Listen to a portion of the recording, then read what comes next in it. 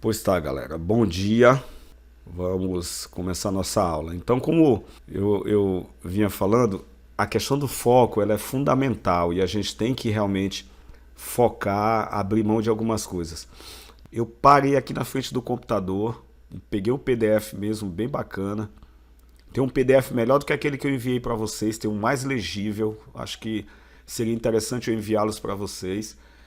E eu li a obra, é muito boa, é muito gostosa de ler, ela é muito envolvente, ela nos prende até o final para a gente ver o desenrolar da história. Então achei muito interessante e essa questão da gente focar. Claro que a gente tem uma distância cronológica muito grande, o que também dificulta e diferencia, né? O vocabulário daquela época, o vocabulário de hoje, a inversão, muitas vezes a gente percebe nas obras de 1800, a gente não tem aquela ordem sujeito, verbo, complemento. Eu comprei um carro eu comprei, então essa ordem, ela muitas vezes é diferenciada. O vocabulário em si também, e a gente tem que encontrar pelo menos uma palavra, duas, não, algumas palavras a gente tem que buscar o significado. Mas no mais a obra é muito interessante, gostei muito, li só como a gente fala, só um tapa, né, uma expressão só de uma vez, mas foi muito bom. Estou lendo um livro bastante interessante, né, Como Ler Livros. É um livro bem... Como Ler Livros. Esse livro aqui, ó. É um livro bem... de Mortimer J. Adler e Charles Van Doren. É um livro muito interessante, muito bom, um livro bem grosso também, grande, ele é um livro grande, e ele tem mais de 420 páginas de texto, ele tem 422 páginas. E é como a gente ler livros. São várias abordagens bem interessantes que nos fazem abrir os olhos para a questão da leitura. E na questão da gente identificar os termos, né, mais importantes. Numa frase, nem todas as palavras são importantes. Algumas são apenas suporte para a construção da frase, da oração. Outras são fundamentais e a gente tem que aprender a compreender isso. E isso é importante também na hora, professor, que tem a ver isso com a prova. Tudo. Porque compreender o tema é o primeiro passo para que eu possa construir uma redação que venha atender às exigências e expectativas da banca e do corretor. Eu tenho que compreender o texto, tenho que compreender o tema. E aí eu separei aqui 3 passos que vocês têm que realizar durante esse processo. A identificação das palavras, ou seja, você vai ler essas palavras, essa sentença, você vai ver aquele tema escrito lá, aquela sentença que pode vir uma oração, pode vir um questionamento, você vai ler essa sentença e vai identificar as palavras-chave. Tá? Esse é o primeiro aspecto. Espero que você esteja anotando, mas se estiver anotando, tudo bem, eu vou passar essa aula a vocês. Então, identificar as palavras-chave. Eu leio toda aquela sentença e eu vou separar as palavras-chave. Ao identificar, eu vou isolar, ou seja, vou sublinhar cada uma delas. É a segunda etapa. Eu identifico e eu marco, eu isolo. Essa marcação seria esse isolamento, seria essa marcação dessas palavras-chave. E depois juntar essas palavras-chave para que eu tenha a compreensão do todo. Então eu identifico, eu isolo, depois eu junto, para que eu possa compreender a ideia central. Sempre há as palavras essenciais, aquelas que são chave dentro de uma sentença, ok?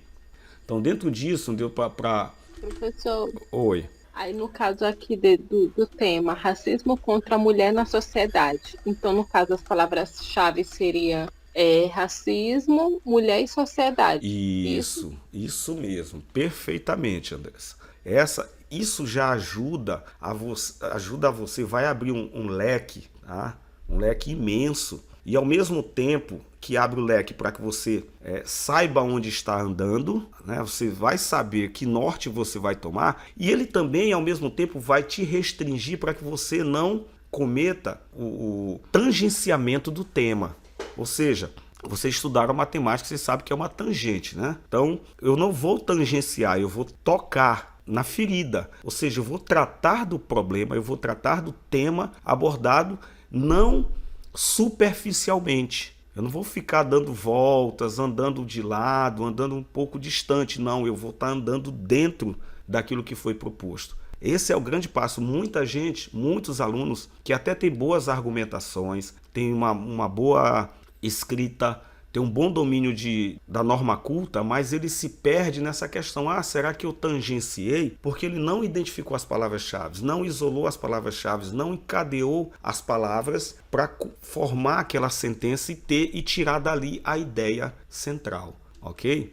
Então, vamos lá, identificação do tema. Aí eu vou colocar para vocês aqui esse tema que eu escrevi aqui, aí eu vou apagar. Pronto, olha aqui o que eu coloquei aqui para vocês. Identificação do tema.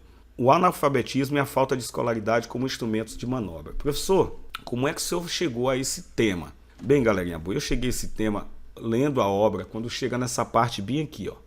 Custou ir à cidade, quando foi, demorou-se algumas semanas e quando chegou, entregou a meu pai. Sim, tem a parte que o Senhor, um dia apresentou a meu senhor, a quantia realizada, dizendo que era para o meu resgate. Meu senhor recebeu a moeda, sorrindo-se. Tinha 5 anos e disse: a primeira vez que for à cidade, trago a carta dela. Vai descansado. Custou ir à cidade, quando foi, demorou-se algumas semanas e quando chegou, entregou a meu pai uma folha de papel escrita dizendo-lhe: toma e guarda com cuidado, é a carta de liberdade de Joana. Meu pai não sabia ler. Dia agradecido, beijou as mãos daquela fera, abraçou-me, chorou de alegria e guardou a suposta carta de liberdade. Então, furtivamente, eu comecei a aprender a ler, com um escravo mulato e a viver com alguma liberdade. Isso durou 2 anos. Meu pai morreu de repente e no dia imediato meu senhor disse à minha mãe: Joana que vá para o serviço. Tem já 7 anos e eu não admito escrava vadia. Minha mãe, surpresa e confundida, cumpriu a ordem sem articular uma palavra.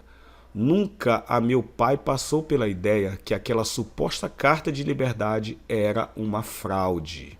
Nunca deu a ler a ninguém, mas minha mãe, à vista do rigor de semelhante ordem, tomou o papel e deu a ler àquele que me dava as lições. Eram umas 4 palavras sem nexo, sem assinatura, sem data. Eu também li. Quando caiu das mãos do mulato, minha pobre mãe deu um grito e caiu estrebuchando. Sobreveio-lhe febre ardente, delírios e 3 dias depois estava com Deus. Gostaram dessa parte? Achei muito interessante essa parte. É a parte em que o Senhor o engana. E por que o Senhor o engana? Respondam-me. Por que o Senhor enganou o pai de Joana? Pela falta de escolaridade? Isso, pela falta de escolaridade, pelo fato de ser analfabeto. Então, é uma questão também tratada. Nessa época, a Maria Firmina, como professora que era, já tinha essa preocupação em trazer à tona essa realidade da falta de escolaridade, da falta de alfabetização pela qual passava, porque passava os escravos. Então ela como professora, como educadora, tinha esse desejo de levar educação, de levar escolaridade, de levar conhecimento aos escravos. Ela não concordava com o fato de um ser humano, embora negro, e independente de ser negro, nem embora negro, independente de ser negro, não tivesse acesso à educação. Essa era uma das bandeiras que ela levantava. Tanto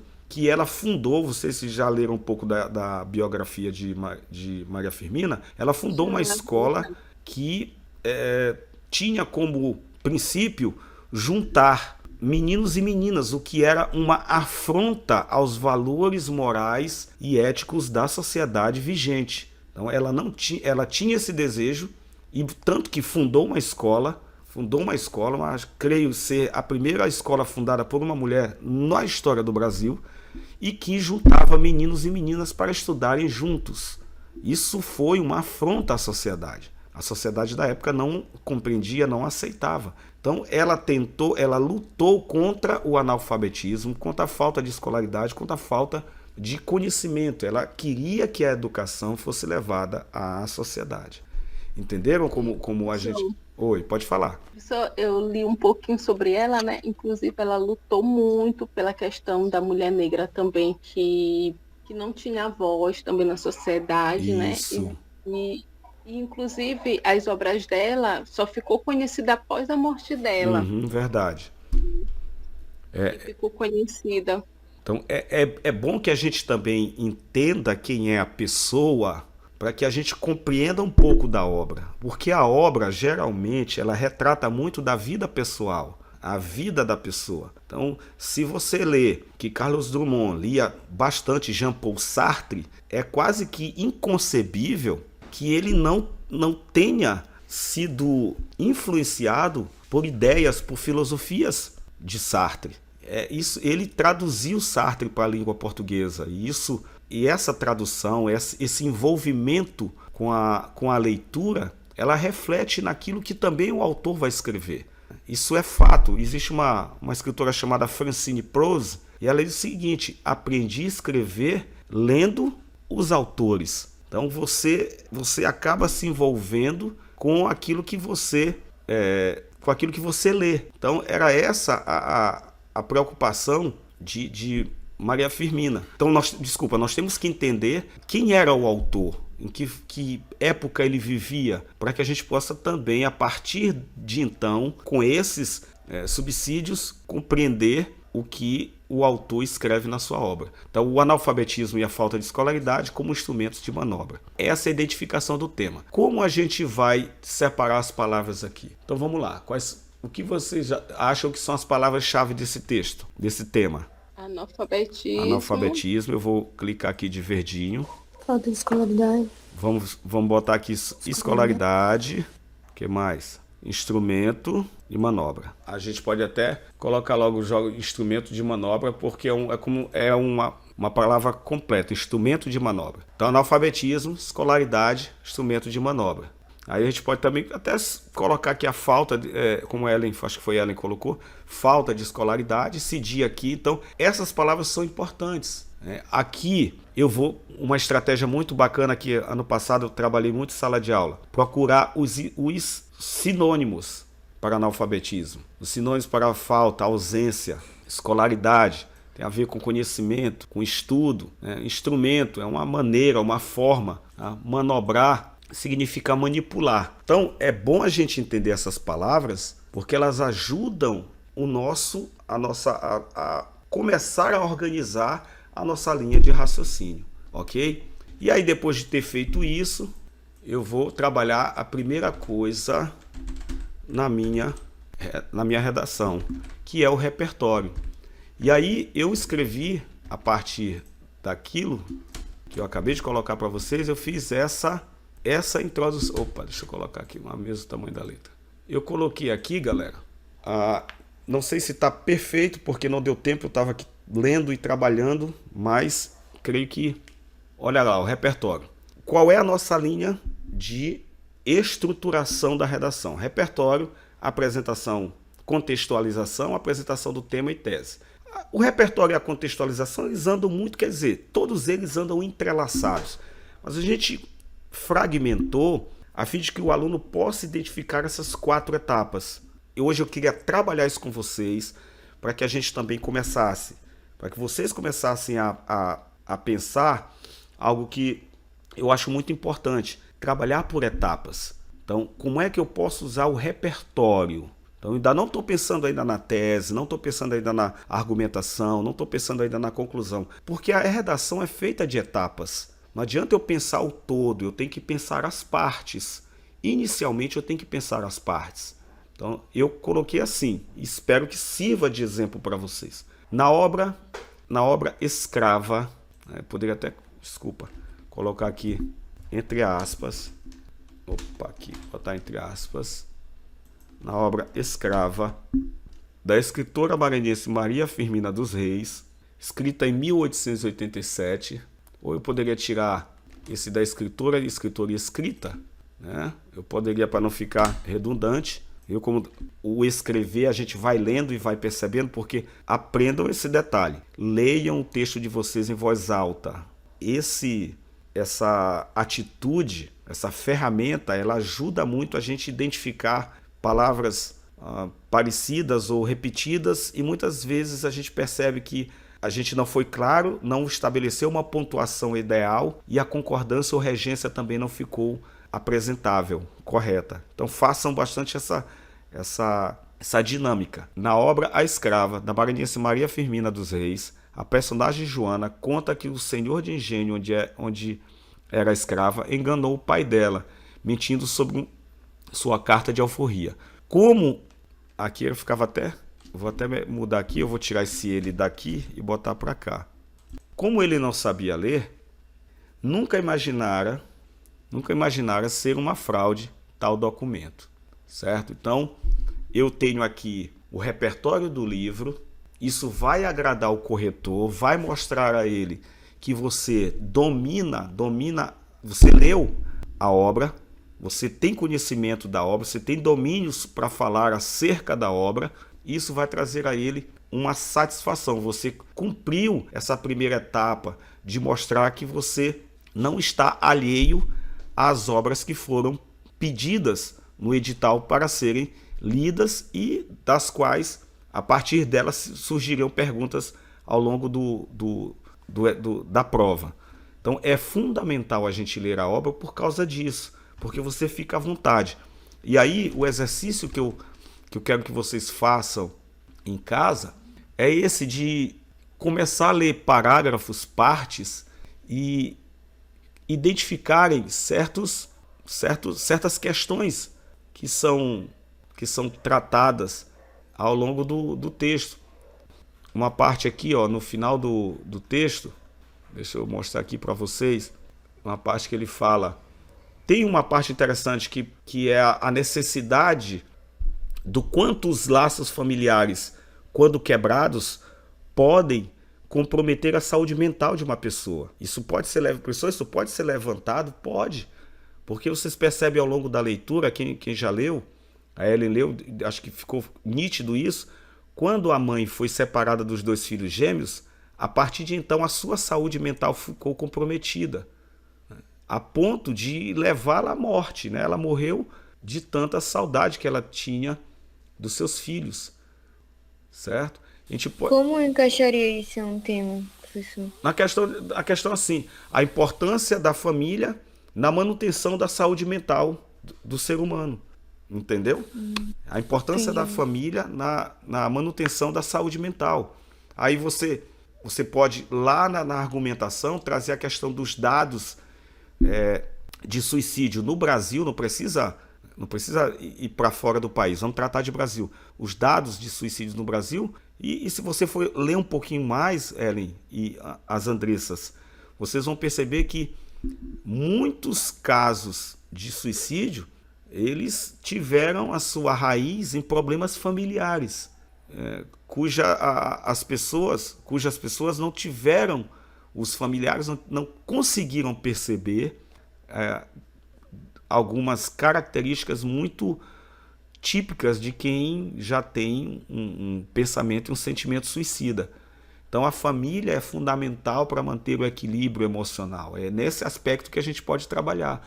E aí mostrar, dizendo mais ou menos assim, semelhante à obra de Maria Firmina dos Reis, hoje o Brasil passa o Brasil vem vivendo um aumento significativo nos casos de suicídio em função. Aí você pode só colocar uma sentença, não pode, na UEMA você pode trabalhar sem ser essa questão de D1, D2. Você pode trabalhar o D1, D2, você pode também trabalhar só o D1. Aquela redação nota 10 que eu trabalhei com vocês na semana passada, ela não tem D1, D2, ela tem uma sentença. E lá naquela sentença você pode trabalhar o D1 e o D2 lá na argumentação. Então, aí eu vou colocar aqui, semelhantemente, a obra a personagem de Maria Firmina dos Reis, a realidade brasileira mostra que mostra um aumento significativo nos casos de suicídio em função de problemas vivenciados na família que não são tratados. E aí você pode dizer, por que não são tratados? Por que não são tratados? Porque não há uma... Aí você vai questionar isso, você vai responder. Não são tratados porque as famílias não estão preparadas para lidar com a doença.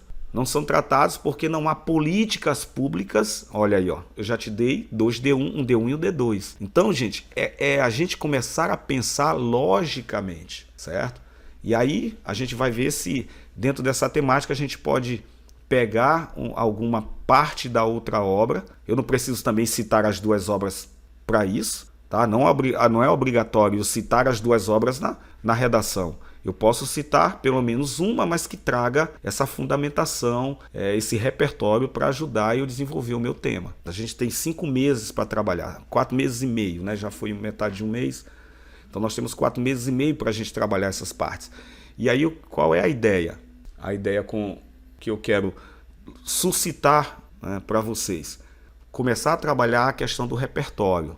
Então, professor, eu vi isso aqui, a forma como o Senhor se refere ao jovem, né, este negro, né, estabelecendo ali fica clara essa diferença social. Até hoje essa diferença social ela é perceptível na sociedade brasileira. O branco se coloca numa posição superior, né, ao mesmo tempo em que ele coloca o negro numa situação ainda mais calamitosa. Então, professor, eu quero tratar sobre isso aqui. E aí vocês vão pensar o seguinte: eu vou trabalhar só o repertório.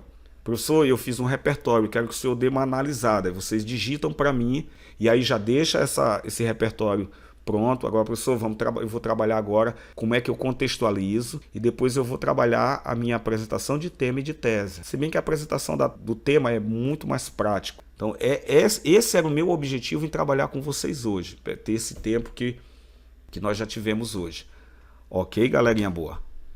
Então aqui, ó, compreensão do tema, como é que a gente compreende o tema a partir das palavras-chave. Eu identifico as palavras-chave, eu isolo e depois eu vou fazer esse encadeamento para entender a sentença maior. Então a identificação do tema, eu dei um tema a vocês aqui, o analfabetismo e a falta de escolaridade como instrumentos de manobra, certo? E depois eu apresentei o repertório na obra Escravizaura, a Maranice Maria Firmina dos Reis, escrito em 1987. A personagem Joana conta que o senhor de engenho onde era escrava enganou o pai dela, mentindo sobre sua carta de alforria. Como ele não sabia ler, nunca imaginara ser uma fraude tal documento. E aí eu só vou estabelecer o link. Então aí eu vou trabalhar depois a questão do analfabetismo, da falta de escolaridade e do instrumento de manobra. E que isso tudo mantém, a gente tem aí uma perpetuação de uma sociedade que distingue as pessoas pela cor, distingue as pessoas, uma sociedade totalmente desigual, né? A perpetuação de uma sociedade desigual. Essa era a palavra que eu queria complementar. Tá bom, turminha boa? Professor, Oi. tem como o senhor enviar a redação da aula passada para nós completa? Tá, eu vou providenciar aqui, porque parece que eu peguei 2 partes dela somente. Eu vou ver se eu consigo 3 partes. Eu vou ver se eu consigo encontrá-la aqui completa para vocês fazerem essa análise. Tá bom? Já ao final dessa aula eu já vou providenciar isso. Ok? Certo. Ok. Então tá, gente. Um beijo no coração de vocês. Se cuidem e vamos, mãos à obra e fazendo anotações em possíveis temas a serem trabalhados e buscados nessa obra de Maria Firmina.